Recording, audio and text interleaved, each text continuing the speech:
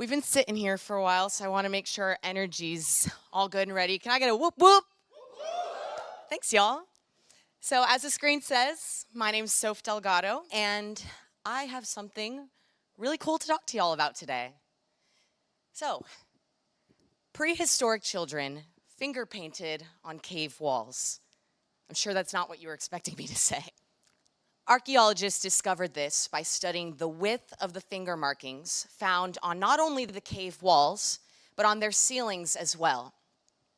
Now, this is a fantastic historical find, but what does that have to do with any of us here today?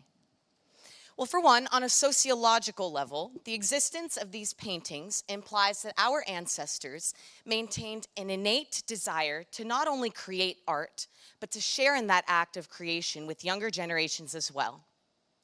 And you can see this in particular through the existence of the drawings on the ceilings of the caves, as that implies that some caring adult took the time to lift up a child onto their shoulders and allow them for just a moment to participate in an act of creation. And I find that beautiful. As a nonprofit theater for youth major, which is a very large mouthful, I find nothing more amazing than being able to interact with my students and allow them to make art. So how can I act upon this? How can I take the time to foster within children the desire to make and witness art, particularly in areas where it's less accessible? Insert the POW.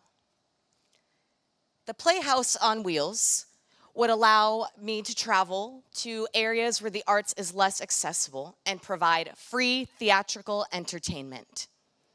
I would do this via a trailer with a performance window that would also allow for easy storage of any performance materials needed.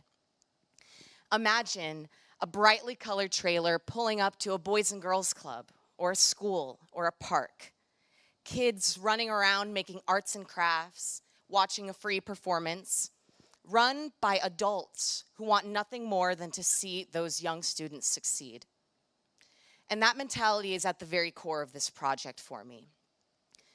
Everything I do for my students. The way that I act, the way that I speak, the way that I dress.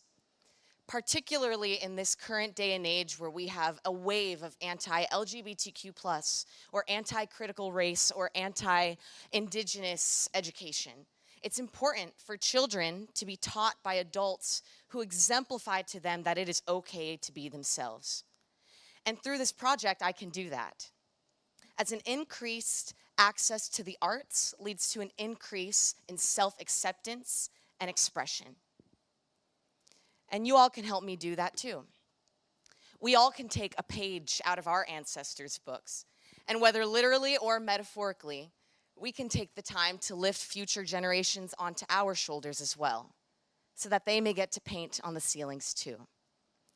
I would like to say thank you to Dan and Mike for allowing me to print out my stickers with this QR code that's here on the screen. So if you didn't have the chance to grab one on your way in, there's some on the back table as well.